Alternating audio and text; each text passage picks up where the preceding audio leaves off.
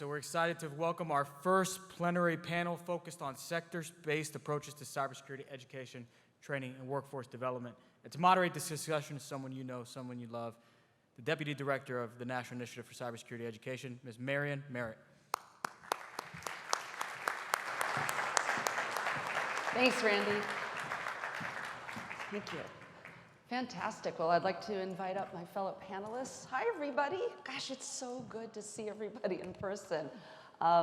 You know, we really think of you not only as our community, but for many of us, you're dear friends. And it's been really challenging to engage over the last couple of years. But being back together in person, I think, is really going to help us all, you know, escalate our efforts and really just convene and share with each other.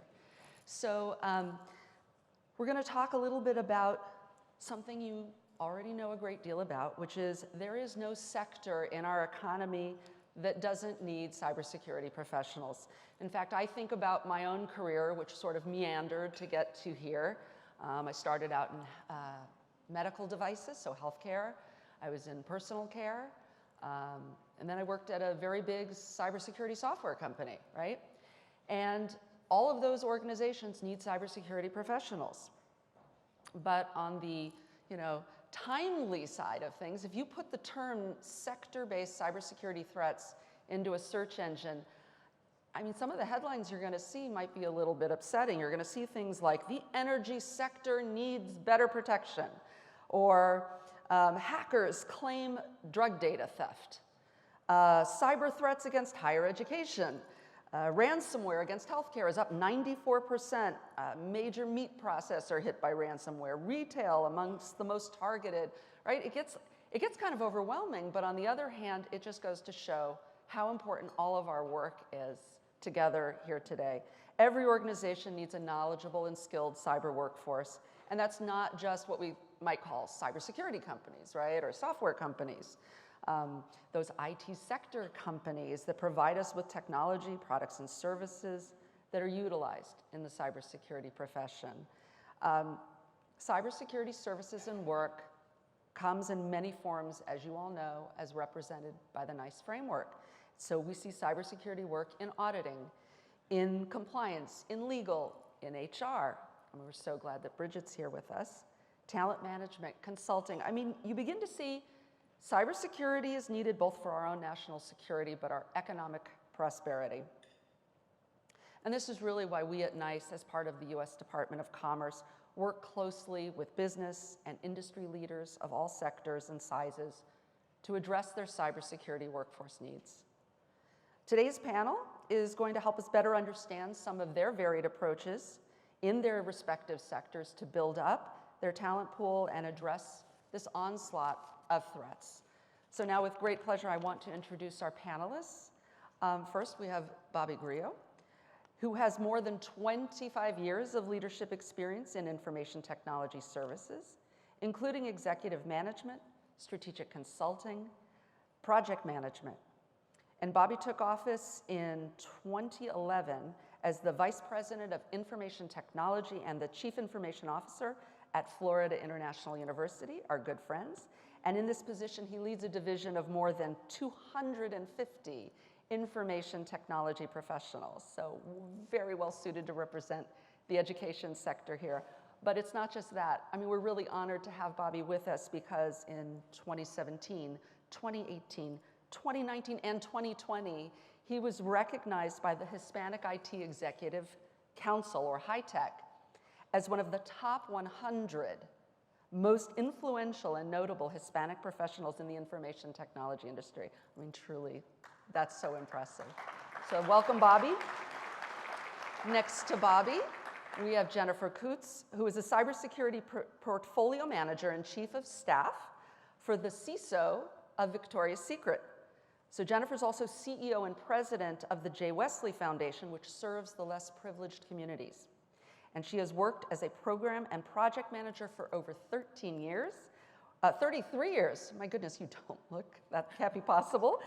Working in IT consulting for 24 of those. So welcome, Jennifer. We're thrilled to have you. And she's representing the retail sector. Thank you.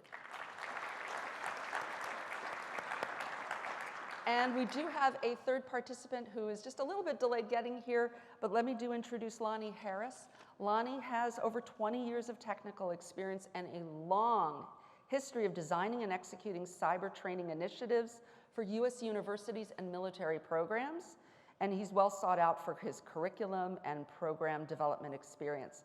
Now, currently he's VP of Privacy Engineering at Equifax. We all know Equifax, right? A publicly traded U.S. multinational corporation that collects and aggregates information on over 800 million individual consumers, all of you, right? And 88 million businesses worldwide. So Lonnie will be with us shortly, and we will, welcome Lonnie at that time. So let's kick things off, shall we?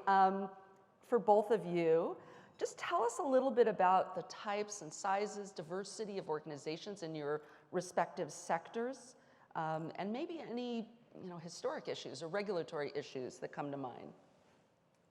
Well, I'll go ahead and I'll start off. First of all, it's good to see everyone here, and good morning to everyone. And it's great to have everybody face to face, and it's a pleasure to be here. So, being a VP CIO over the last 11 years, probably the area that, when you go back in history, I think about, there's a lot of things that have come up that I could kind of go back and I kind of, from memory, cyber tends to be one of the key things that pop up from a historical perspective. And I think some of the things that, as VP and CIO, there's a couple of things that are really driving the need for cybersecurity. And myself and my colleagues, every time we kind of create an agenda of what we want to talk about, within the space, cyber always tends to be the number one issue that continues to be there. And we really tend not to get into the other issues just because of the risk here.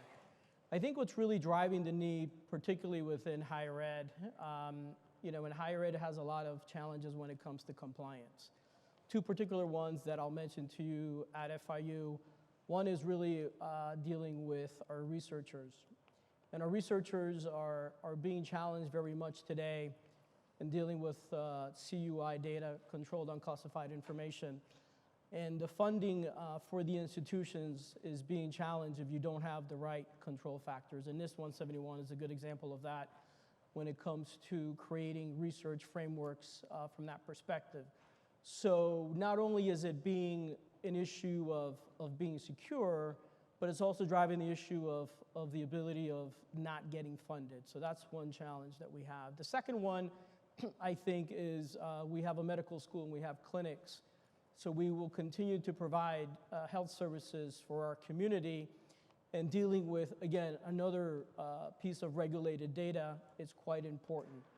I think, Rodney actually mentioned in the beginning that, we're always looking for great IT professionals that know tech, but there's a lot of compliance and public policy things that really drive what we need in order to be secure. But some of the things that we're looking for in higher ed, particularly again at FIU, I'm going to say maybe in 3 areas. Number one, we're doing a lot when it comes to cloud technologies with the growth of higher ed and the growth of education, and particularly when I started at FIU, we were only 30,000 students, and now we're over 55,000 students. So we've actually done a lot with cloud. So anybody who's basically trying to teach individuals in security what cloud technology means is very important. The second thing we're looking for is how to automate a lot of these processes.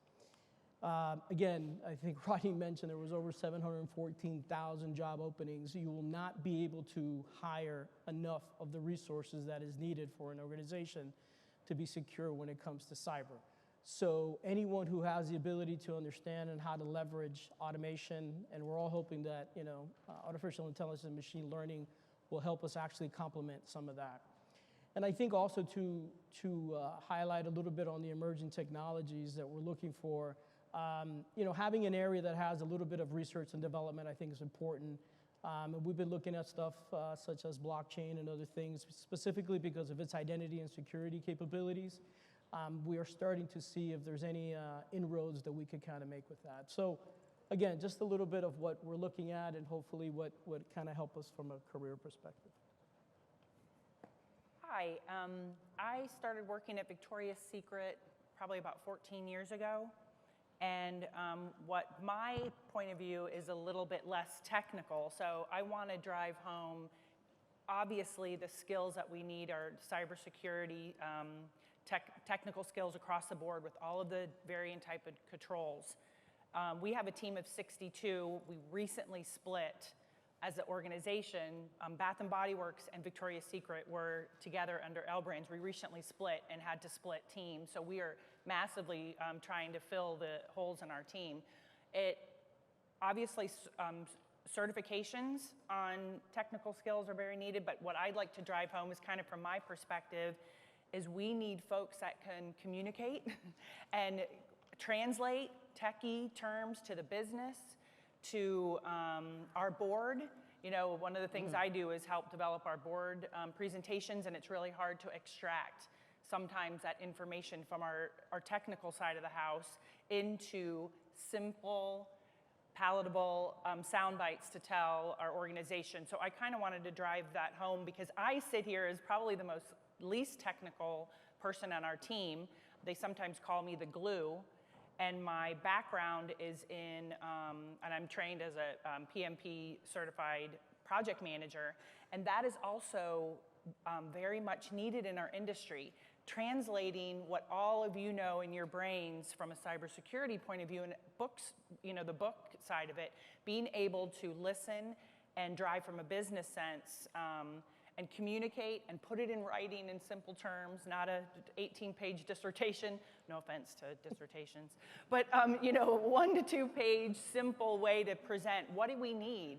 So from retail, we have stores, most of you know. Victoria's Secret is very heavily e-commerce now, which most retailers are. We have distribution centers, our network. We are internationally, you know, widespread. So when it comes to being able to communicate what we need, summarizing that to the board to tell them where are the holes, you know, right now, obviously with e-commerce, which is retail centric, is the account takeover attacks, ATOs. And having to assess where your holes are and staying ahead of the hackers, we all know is a daily job in some of your teams. So I want to stress being able to speak to and translate technical terms into business sense and ways to implement requirements. You know, it just goes back to old school project management, take requirements, document them, and get them out to teams to secure. Another thing I want to say, and is what is happening with our third-party vendors. In retail, you have hundreds of vendors implementing your business needs. You have to assess them, and third-party risk is another area, just like compliance and regulation, that it's easy to get your foot in the door in security. Third-party risk, leading with risk, but our third-party vendors don't always put in the rigor of being secure like you might think they are.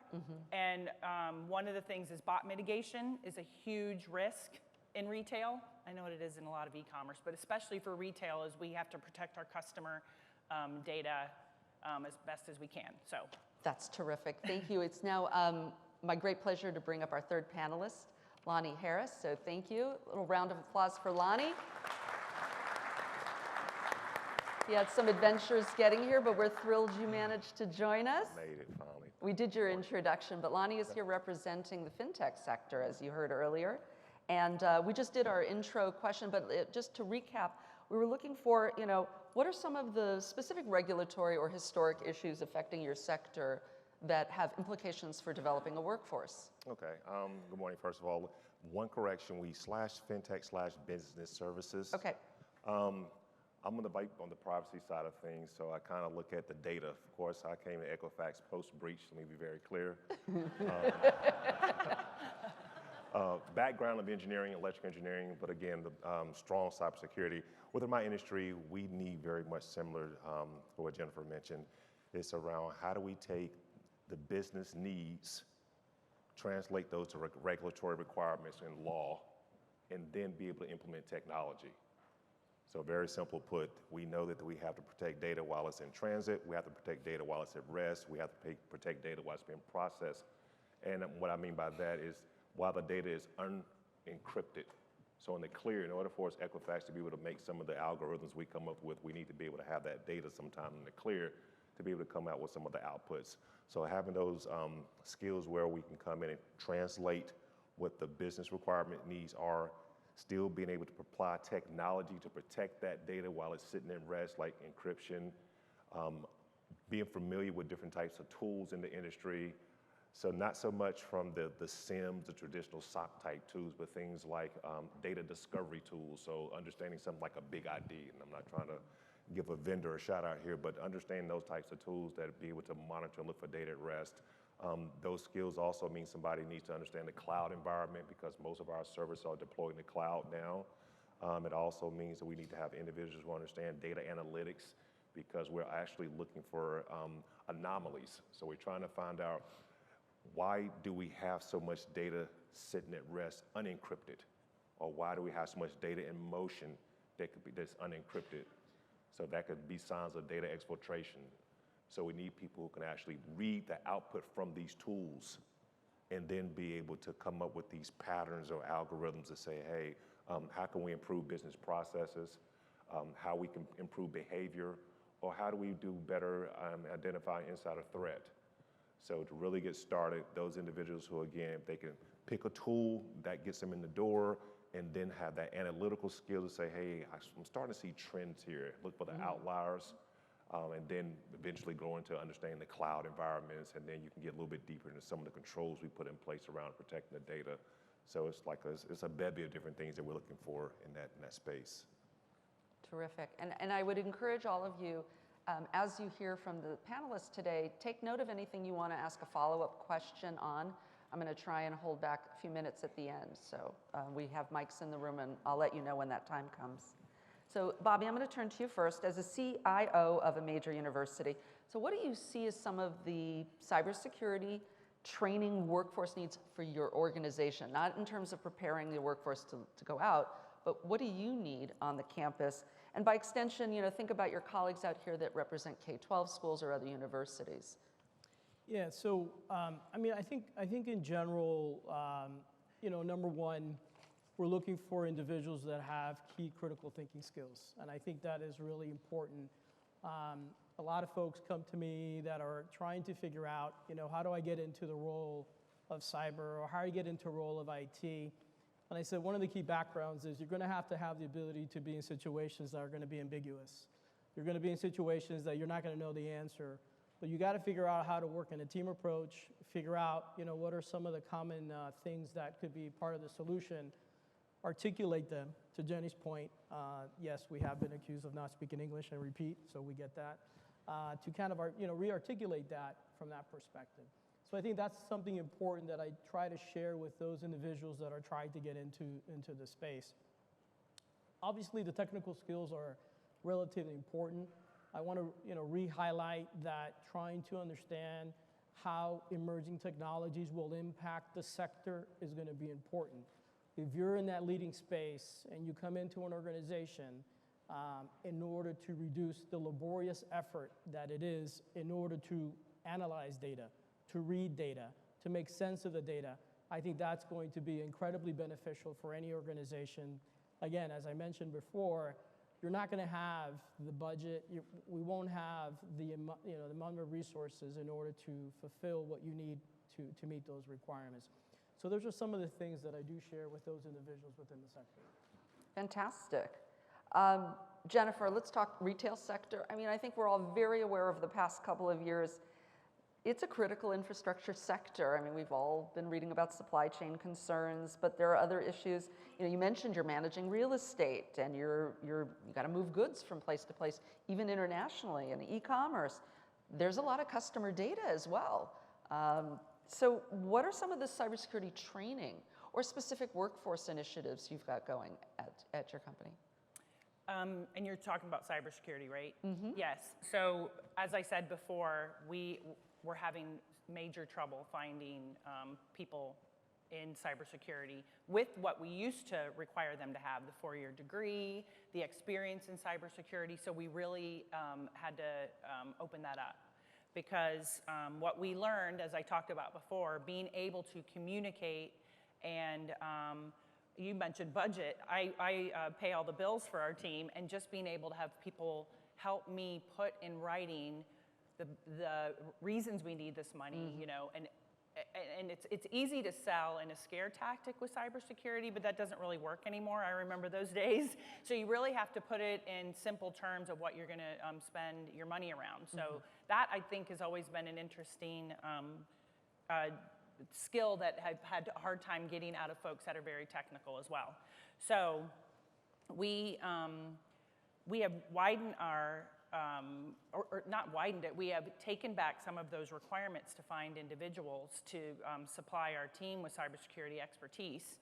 And we have recently hired folks right out of college because, and I want to honor you talking about data, I believe data protection is our biggest rock. I don't believe it. I know it is, because that's what we're having to go after the most, finding all of our unstructured data everywhere across our organization worldwide, and our, you know, and we are also moving to the cloud, so that is a very tricky environment. So having someone to be able to flex technical skills and take the unknown. You're going to go out there and you're going to search and you're going to find data everywhere, and especially with all of our legacy systems. So being able to flex and come up with requirements and come up with solve on everything that you find and prioritize that data with our compliance teams is really, really important, that we're obviously emphasizing this year. Data, data, data. And what's awesome is kids, I say kids, I honor our youth so much because they are data driven. That is opposite from the way us old school boomers are. I'm using that loosely, but they're data driven. So we've got to honor their way of thinking and really lean on them to come out, and they're coming out of college already. Well, they're coming out of fifth grade, already able to process data at an ability that we never have been able to do and analyze what they're finding. So I value them, and I say kids lightly, but I just, I use it because we have recently hired some, you know, kids right out of college, and they are rock stars. They're doing, you know, threat intel. They're hunting for us. They're obviously on our data or privacy teams, because being able to take and process that data, prioritize with leadership and the business on how to protect it, encrypt it, get rid of it. You know, that's the easiest thing. I thought that was the coolest thing. The way to lower your risk with data in any organization is to get rid of it, and it's duplicated everywhere. So those are simple terms that are not techie speak. You know, that is the ability to problem solve, manage risk, and really make a difference in any organization, especially retail. That's fantastic. I love hearing about the success of recent hires and entry-level roles. We've talked about this previously, that there is such a strong need for industry to open the aperture, especially at entry level, because, I mean, there's a lot of people here doing the work of preparing the next gen of workforce, but we need to make sure that they have great and rewarding roles to hop into. So Lonnie, I want to talk about one of the most critical sectors, the financial services sector, so desperately under attack at all times, right? So given the importance and the urgency for your sector's needs, what would you describe some of the priorities on the workforce side, and not just, you know, the people that you're bringing into your organization, but how you continue to develop their skills? Yeah, for us, I think the big shift right now is we keep hearing about privacy by design. So what does that really mean? We need that individual now. I don't know how many people are familiar, like, with the software development life cycle. Data also has a life cycle too. As you mentioned, there's an ingestion to the actual destruction of the data. So being able to look across a business process or a business plan or requirement or some new application being developed and saying, all right, why are we using this data? We got to make sure everything is purpose specific. So the students or new hires come in, we kind of teach them about the data life cycle. The first thing you always want to ask, why are you using the data? So you guys now always go to a website, you always get the consent notification and access pop up. We are regulated based upon those consent notifications. So when we tell you the purpose of that data and how we plan to use it, that's what we're being guarded against. So at the end of the day, when we develop our application of processes or tools, we have to have individuals think in the exact same way. What did you promise to that user how you were going to use their data. You cannot sway from that. So we have to now look at when we're building the application, does it still meet that same purpose? As it walks through the data life cycle to the point it gets to the product actually being productized and being put into marketplace, we got to ask the questions, what are the regulatory requirements around being able to destroy that data, the retention period? So having them come in and understand the privacy professional side of things, there are certain certifications we expect. We would like to have new hires come in and having, if they can come in and have the IEP piece, that's a big certification for us because it speaks to understanding the privacy of individuals and how you protect it based upon the classification of that data. Now, as our new hires come inside, we're able to take that individual who can at least understand how to read the law and now sit with the engineer or technologist and say, when you're developing your applications or if you're building something in the cloud, how do you put those policies into your code? So now we have policy by code driven, the same way we have, SecOps and DevOps. We have the exact same thing, implement policies into our build environments. So it becomes a conversation of making sure that it may not be a technical control, it may be a policy. So we have to make sure they understand how to write very detailed.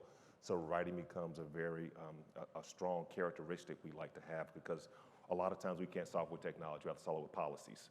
We have to dictate, you cannot do this, you cannot store information, you can't download certain information to your laptop. We have to make sure we send emails. We have to have strict policies around when you can send emails, can't send emails. Now that because the boundary is widened or been eliminated in terms of where you can work from, now we have to know where is that data on your mobile device, your laptop, your personal phone versus your business phone. All those take different types of security requirements based upon where that data is, based upon the classification of the type of data. So just having that individual, we can come in and teach them, here are the 6 or 7 questions you always need to ask. And it really is, where is the data at any point in time? And what's the classification of that data? And we can pretty much teach them the rest. So that was great. During that response, I was picking up on a number of different work roles that you were identifying, right? We heard about privacy, policy, DevOps. So that brings to mind the NIST Workforce Framework, of course. So I'm just wondering, this is for everybody. So the NIST Workforce Framework, as you all know, or the NIST Framework, is intended to provide a common taxonomy for describing cybersecurity work. And you should also be aware that the privacy engineering team at NIST is developing a workforce framework for privacy, and they will be intended to be complementary, because you can see how the teams interact with one another. It's pretty key. But we expect that organizations like all 3 of you represent, along with our education and training providers, will find some value in using the NIST framework. That's the intention. So the emphasis, of course, is on a common language, common taxonomy, a shared workforce structure. So what do you think are the areas that your individual sectors have in common with each other? What kind of workforce needs are just fundamentally shared? And I open it to all of you. I believe we all need the same thing. I believe when I've worked as a consultant before I went to Victoria's Secret for 24 years, and I kind of fell into cybersecurity. And what I've noticed in financials and banking and manufacturing and retail, the types of cybersecurity needs are very similar, with some tweaks, like with us, e-commerce and that kind of thing. But it's mainly the same type of individual, and that's why I've been researching the NIST framework more and more. It makes perfect sense to me that you can define your roles and technical skills and your tasks and plug and play to create a picture of what you need. And I think that my opinion is that it's very similar across all sectors. And that's the way we approach it in our leadership. We approach that. We don't look for mainly cybersecurity folks from the retail sector, any sector. And we believe the more diverse our group sector-wise, the better, because you're bringing all that value add to the team. So that's my opinion. Yeah, first, I think that data analysts, as well as individuals who can create playbooks, I think across every sector, there'll be that individual in the analyst or in the incident response handler, our threat hunters. They have to come up with that playbook that'll accelerate their day, because you can imagine that every day you're going to have millions of attacks coming in, lights going off. You have to have some type of run book, a playbook that'll help you be able to work through the day. And I think that's going to spread across every sector. So just having, again, it's the writing skills and then being able to write down systematically, what am I looking for when I see something under attack? And then be able to replay that over in your head to be like, okay, now I can refine my playbook, because this playbook now gets handed over to the next person. So having that skill of being able to isolate, troubleshoot, and what we call recovery is a key piece. So I think anyone working inside that SOC space or that cyberspace. Okay. Yeah, I mean, I agree with both of my colleagues here. You know, I think ultimately there are two sectors that are really driving a lot of the hiring, at least from what I've seen so far. And those are folks that are coming back from the pandemic. One is healthcare, is actually trying to draw a lot of folks within the industry with vacancies. And the second one is travel and leisure is also coming back. And you know, I live in Miami, Florida, and it's kind of hometown of travel and leisure. We have cruise lines that are there, and obviously some hubs for airlines. And now that they're coming back, pandemic, I don't think anybody really cares particularly what industry they're in.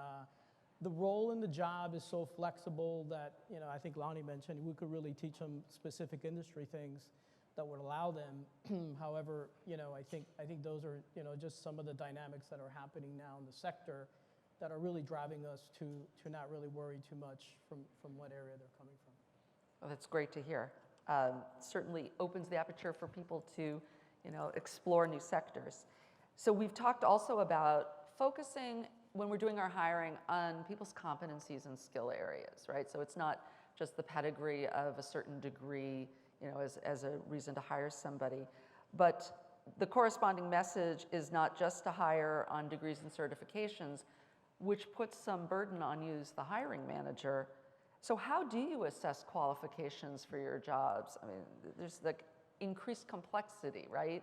When you do it in these different ways. And are you guys doing anything unique or noteworthy to spot talent, bring in new people, or assess their skills prior to bringing them on board? I mean, I'll start off real quick because I thought a little bit about this. I think higher ed is in a very pivotal point right now. And particularly because of so many job openings that actually have existed over time and continue to grow over time, a lot of the big tech companies are removing the ability to hire based on having, you know, a degree, right? And I think institutions like FIU and others have gotten a little better in trying to simulate what the degree is to what the career path would be, right? So an example, we have a master's in cybersecurity and we have an undergraduate degree in cyber as well. So employers understand that. That's being tested today because of the job shortage, and I know of 2 large tech companies that are removing that and are really qualifying folks really just based on just overall experience. So I think we got to get a little bit better at that within higher ed to kind of figure out how do we kind of close that gap. I think to your question, one of the things that we have found that have been great have been internships, right? You know, I am particularly, you know, very fortunate to work at a higher ed institution. I work very closely with my Dean of College of Engineering and Computing, and I tell the Dean, John, whenever you have great students, bring them here. We bring them in at the upperclassmen level when they're about getting to be, you know, juniors and seniors, and it's a great mechanism for them to, number one, get a work environment experience. Number 2, have the ability to work in a team collaborative effort, which I think that is needed within all the job roles. And third of all, you actually kind of build the assessment working with others to kind of figure out, you know, do these individuals really have the skill set to really, you know, create that career path? Also, it also gives the students the ability to know, is this really what I want to do? Because some folks kind of realize, well, you know what, maybe I don't actually particularly want to be in this tech space, but maybe I want to branch off and do something else. So it's not nothing earth-shattering, but it's been quite successful for us from an internship perspective. And for those of you that are in industry, you know, hopefully if you're not doing that today, I, you know, encourage you to, you know, think about that. I'll say for us, I've been blessed within Equifax. Now I'm on a 6-month sabbatical leave. They've given me an opportunity to go out and work with the universities back in North Carolina where I'm from. And we're actually building out a privacy by design course with the university. And I think the luxury of it is that if you think about it, the privacy engineers can come in and they're going to cross-pollinate with the cyber team, because as they think about how we protect the data, they're then able to educate or communicate to the cyber team to say, hey, I need something to do more identity access management. I need something to look at my, my GCS buckets or my S3 buckets to make sure that we won't have any permissions allowed, or making sure data is not moving or any lateral movement. So they're able to come in and look at it from the privacy by design to figure out how do we protect the data again, how do we put controls in place, and then speak to the analysts or speak to the cyber ops team to say, hey, I need for you to go in and tweak this a little bit, or work with the architects to be able to put the controls into the infrastructure. So they really have a leg up in terms of now they get the chance to not only learn the privacy side of it, but they also get to work on the cyber side of it. The guys who are just typically looking at all the lights and bells and whistles, they're actually help them kind of really hone in on really triangulating around what am I really monitoring? I'm really trying to protect against PCI, or trying to, in our case, we have a CFPB or some other type of regulation that says you can't do certain things with the data. So now they're really able to educate the folks working in the SOC versus just saying, hey, we just saw some data get stolen, now what? So that's the approach we've taken. How do we get back into the classroom a little bit more and bring back some of those gaps that may be missing in certain curriculums? I think that perspective that you're going to have, taking your industry experience and then being in the classroom or developing a course, that's just going to enrich all of us. And in fact, for all of you, for the education and training providers in the audience, what would your ask be of them? What would you like to see them doing as they prepare their students to enter your workforce? I know a big area and something that we've learned and driven home in interviewing and whatnot is, I'll call it problem solving, but really the overarching skill and need is risk management. Training a brain to look at a problem, and I believe many of our students coming out of college or even in high school are using that problem solving skill set and kind of flipping it into a risk management. So for instance, in cybersecurity, we have problems coming up every day, but you've got to be able to assess the risk. Is this a 4-alarm fire, or is this a 1-alarm fire that we can mitigate, with signing off on that risk or whatever? It's not always, hair on fire. Everybody's got to, shut down the network. It's going down, but being able to assess risk, and I equate that, or at least I have a son in college. He plays basketball, but I also kind of made him get a computer science degree and a minor in cybersecurity. What they don't understand yet is they have this ability to problem solve and use it. They may not be the most techie of people, and you're going to have that, and you're going to be able to assess in certifications and whatnot. Being able to assess risk for a company is very, very important. And there's many methodologies out there, but just plain old risk management. And the other skill set, I think, is executing work with a team. So there's kind of two skills in there, teamwork and executing work. So I'm going to be biased because I'm a PM by nature, but if you go to students and say, if you want to get this thing done, which is the way is the easy terms for executing something, what would you do? Mm-hmm. I have my son do it all the time. I don't know project management. I'm like, Wes, you help me plan Grandma's 50th birthday party. There's things to put in order. So not only knowing the technical skills and being able to communicate it, but put it in order to execute and get something accomplished. And I know we are results driven, results measurable driven. That is why our younger colleagues coming out of college or even high school and our interns, like you spoke to, if they get the results, we're good. And they're delivering, they really are. So using problem solving skills, which really equates to risk management, and being able to execute work is very, very valuable. And they do it every day. It's just helping them form it, and then there's more about putting it into a resume and yada, yada, yada, but that's for, another discussion. So let's talk about DEI. What could be more important is creating a diverse workforce, and So what do we need to do together as a nation? You know, the statistics of demand are just, I don't know about you, I find it overwhelming sometimes how quickly the growth of open positions, and then we have simultaneously this desire to diversify our workforce and to bring in more women, more people of color, and so forth. So what are you doing in your organizations, both to assess the people you have today and then work on addressing bringing in new talent that maybe looks a little different?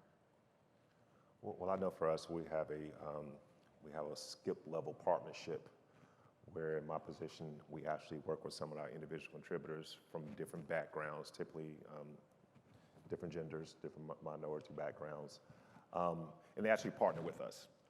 And we go through a process where we teach them, you know, what is that conversation like to have with an executive? They think there's, you know, they feel fearful of communicating with executives, but at the end of the day, executives, all we want to see is a couple of bullet items. And it really goes back to the whole risk discussion. So really teaching them, getting out of that comfort zone to say, think about the problem, think about how you communicate it, and then putting in clear text. I mean, in terms of, they want to know the financial impact. It's only one thing, what's going to cost me, how many resources and time. I mean, it's only 3 things that most people want to know at that level.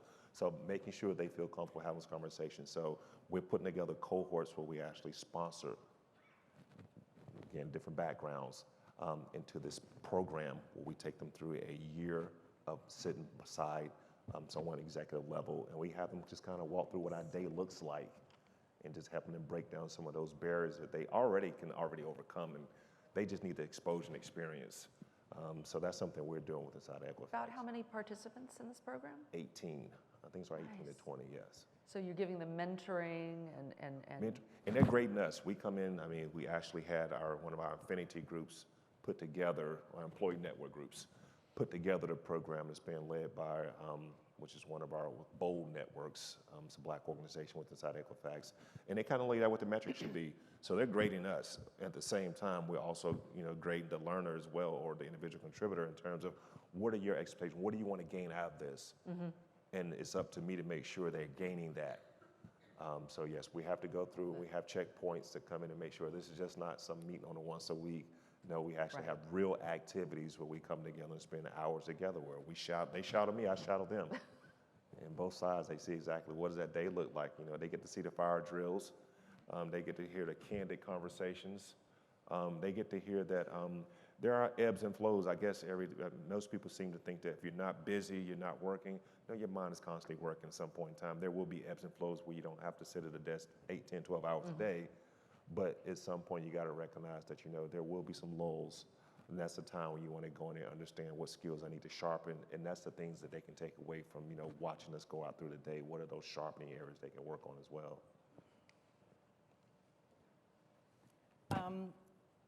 I'll, you know, speak for Victoria's Secret and the corporate sector. I do believe, first and foremost, it's the company's responsibility to make the culture and the place a good and safe place for diverse workforce, women and minorities.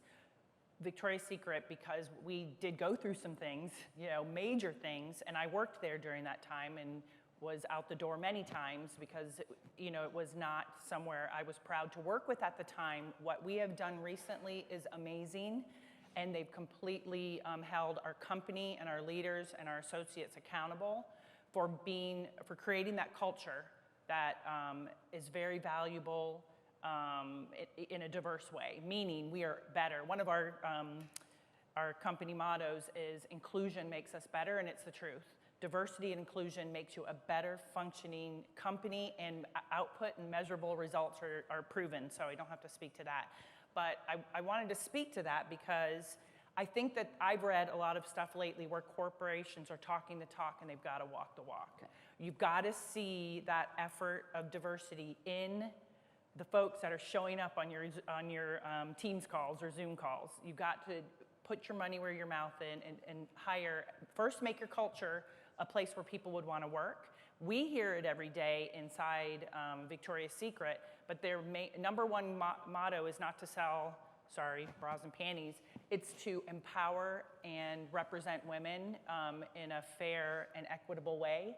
So they're doing a lot of things. Equity pay, I was just a recipient of that. You know, they assessed it. They are measuring themselves and with a third-party vendor. They call it our environmental social governance report, and they came up with stats and data is very important on the number of women, the number of minorities that we have across the board, and they have a 99% grade in equity pay now. They just absolutely are walking the walk. So I do believe creating a culture that makes it fun and fair and safe to work at. We also have IRGs, which are inclusion resource groups for every walk of life, and that I participate in the women's. I participate in all of them actually. The women's groups, the LGBTQIA groups, all of them, because I feel it's all of our responsibility to create a diverse culture. Now that being said, I talk about culture because I would think, and I was there, why would someone want to work with our corporation?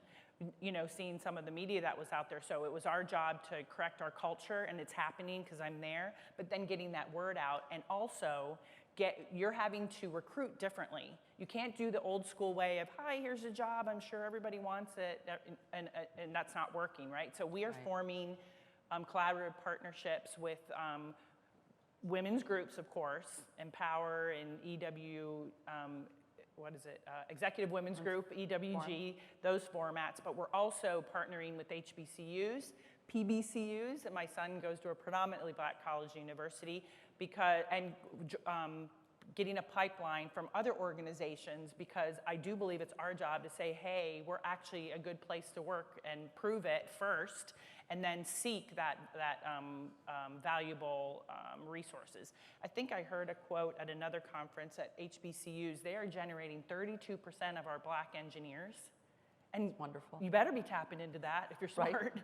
So I think I hang on to that one, and that was kind of a aha moment for me, and that's why I personally am in charge of, for our cybersecurity team, to form relationships in those avenues. So I'm excited about it, and you know, we are measuring ourselves, so I wanted to get that out there, and it's every corporation's job for accountability, doing better, not just talking the talk, doing things to make their workforce diverse. I really appreciate your candor, and I think it's a message really out to all employers in America that you don't have to be perfect to get started, in fact. And we'll hold you to it. We'll be interested to see the case study and how things turn around. I think there's also a message about DEI is not just bringing in more people at those entry levels, but how are you progressing them into leadership roles and making sure that the face of the company is reflective of America, right? And Bobby? Yeah, I mean, once you kind of take a step back and look at the DI initiatives that we did at FIU, it really comes down to education, education, education. And I think folks really need to understand, what those hiring practices look like. So we took a step back. We looked at, faculty hire faculty, administrators hire administrators, and researchers hire researchers. And when you kind of look at the broad spectrum, I mean, we have close to 15,000 employees, kind of everybody was kind of doing things a little bit differently. And I think what we realized is we need to create a standardization guidelines so folks really understand the importance of this. One key thing within our organization, for any manager that is hiring or any director that is hiring, HR has to certify the pool before you even get to look at the first candidate, right? And I think that kind of creates the ability for folks to understand that you need to advertise in certain areas in order to receive the type of candidates that you're looking for DEI, right? So it's not the traditional ways that you are recruiting.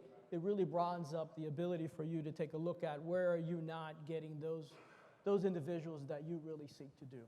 The other thing is, we do also have mandatory training for our hiring directors and managers as well, right? And this is something that came from the leadership at FIU, that if you are in a position to hire, you are required to have DEI training as part of that. Then, obviously the subsequent conversations then become is, okay, this sounds good, but then what is the measuring mechanisms to take a look at where we're short and how do you actually measure that, right?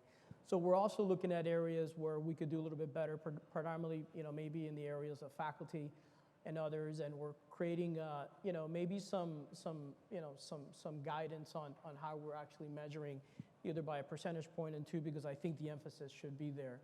I think last but not least, and you kind of brought it up, I think Lonnie brought it up, I talked about internship, but mentoring programs are very important. And folks that basically, that you have the ability to mentor that might be a little hesitant, might be a little shy, and might not feel comfortable talking to an exec. I think those are opportunities that we need to open the doors in so folks actually come in and feel comfortable to have the conversation if this is something that we'd like to do. Yeah, very, very important. As we get close to wrapping up, I want to point out that we have microphones on either side of the room. If you have a question for any of our panelists, for all of us, please go to the microphones and I'll call on you shortly. So let me ask you, we've talked about entry level and the need, 714,000 open positions, right? So there is a disconnect, though, between the availability of entry-level jobs. Last time I did a quick analysis on the CyberSeek data, it was under 2% of jobs were actually tagged as entry-level. And of course, most of us in the room have seen an entry-level job description that says 5 to 10 years experience, right? And a CISSP. I mean, we've definitely seen sort of the gap in logic there. But how do we ensure that we're investing in new employees that are just starting their cybersecurity careers to enable them to develop the necessary skills to be productive? I guess I'll start off. I think there's, to your point, there's a little bit of a mismatch versus what we want to what's in the workforce available, right? And I think we need to do a better job of that. And you're absolutely right. I think we have 4 or 5 positions open in cyber today, adding to the 714,000 plus that is out there. And we probably are looking for 5, 6, 7, 8 years of experience. And I think really, if you look at it, what is the realistic, opportunity that we're going to get 5 well-qualified folks that are 5, 6, 7 years? I think those job descriptions need to be a little bit more tailored for those individuals that want to get into the space, and also for us to make the investment that if you don't have these certifications, you don't have these badges, we actually will put you through a 2-month, 3-month investment training program in order to allow you to get to that competency base that we're looking for. Because I do think that the traditional method of hiring today, you would actually going to be left out in order to basically attract talent that has a career path in the sector that you're actually going to probably discard very early on in the process if you don't make that investment and having your own training programs in-house. The last thing I'll say about this, getting back to the pressure in higher ed, if you look around, just about every big tech company has its own university today, right? Google, Amazon, Oracle, they all do it, right? So, why not have that ability in-house within a higher ed environment, or even a K through 12, to have that ability in order to bring them in order to make that investment. So that's just something that we're trying to think about as well. When we've looked at lowering some of the requirements on some of our job applications and getting more entry level, we obviously, all the skills I talked about before, some of the things that, just giving an example other than reiterating what I said before, we have had a great success with folks that come from a help desk environment, whether it be IT or customer care. And I think that there's a lot of folks that have that experience because, again, it's the problem solving, which can equate, turn into risk management.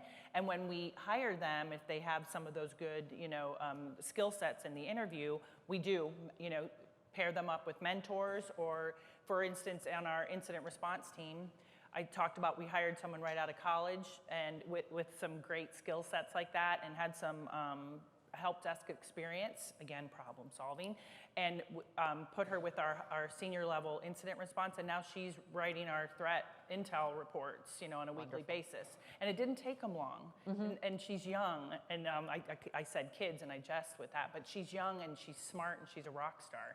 So those are some specific examples. We also brought them into our identity and access management teams because folks from that help desk setting, when you're just working in a queue where people are sending requests for access to a system, that is very easy to train folks. So our identity and access management has 2 or 3 of folks that transferred over from a help desk environment, and it is easier to train them. Now, we also do stuff like, again, not plugging a vendor, we just happen to have purchased Cybrary, which is an online library of all the cybersecurity certs and staying up to date. We luckily did that right before the pandemic. I like to say that was strategic thinking, but so that's all we had for a couple years. So they have access to that. Immersive Labs, comes in and does tabletop exercises with us and various other trainings. And of course, we pay for certifications. But that was just one example how we have transitioned, entry level on paper into just rock stars on our team. And we're going to do more of it. So. Emma. Scripting and automation. Scripting and automation has been like the key for us to bring the entry levels in. I will say the biggest gap for us has been internally, what does the growth look like? Once you come in scripting and automation, what's next? What's the next sexy thing for them to work on? But that does allow them to now play a part in our security teams because, like I said, you got these run books, and a lot of these are manual books, or at least there's something that has not been automated. But now if we have that automator who can come in and put that into our cloud environments through templates, or they can come into my team where we actually look for people to go in and automate how all this mounds of data, you think about what maybe 60 terabytes of data that we're moving into the cloud now, we're trying to get on-prem into the cloud environment. We need automators to come in and kind of help us look at some of the output from all these tools that's actually been used to move this data around and put it in different places. You imagine we have data segregated so many ways just because of the types of data we have. So for us, it really has been how do we take that person who loves to script, automate, and then kind of help find a pathway from there. Because once they see the data, again, we can teach them in terms of what compliancy means now around that data you're seeing, what security means around that data you're seeing. But once they see it and how to interact with it, it becomes very apparent whether or not there's something they want to do. But it definitely is a pathway from them to move in other places within the company. This is terrific. I'm hearing about mentoring.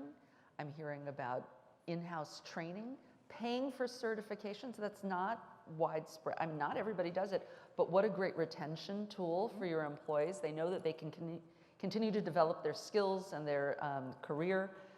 So that's tremendous. I want to turn, I think we have somebody at the mic over there. It's hard with the lights, but I think I see somebody over there. Hi. So I'm going to turn to you. You have a question? Hi, is this on? Oh, It Hi. is. Tell us Thank who you are. Hi, I'm Susan Green. I'm with Cyberbit. We work with Southern New Hampshire University with their team optimization. We work with Verizon, American Express, FAA, Purdue, and a bunch of others. My question for the panel is, how do you assess your talent? You get a lot of resumes that come in that look great on paper, so I'd love to understand that. And then also, how are you training your SOC teams on new tool sets? I know I heard a lot about cloud security and getting acclimated to Sentinel-1, for example, or other tool sets. So I'd love to understand that. Thank you. Assessing talent, I'll be honest with you. So when I do have to interview directly, I actually go to other teams. So when I want to interview a data analyst or someone who has a big data engineer experience, I go out to other teams and have them bring in not the most senior person, but the person who can come in and have those types of communication skills that can meet and communicate with somebody where they are. So typically I step outside of my team, I have someone else come in, put together some good qualifying level entry questions, what's the largest data set you've used? What type of thinking would you do here? So we do look outside of my team's organization so they're not biased, about number one. On the security side, and I'm flipping my hat over when I was over on the cybersecurity side, we work very closely with the vendors. So we have the Sentinel ones, we have the McAfee. So when I purchase and when we spending 7, 8 figures, I want to make sure I get free training credits.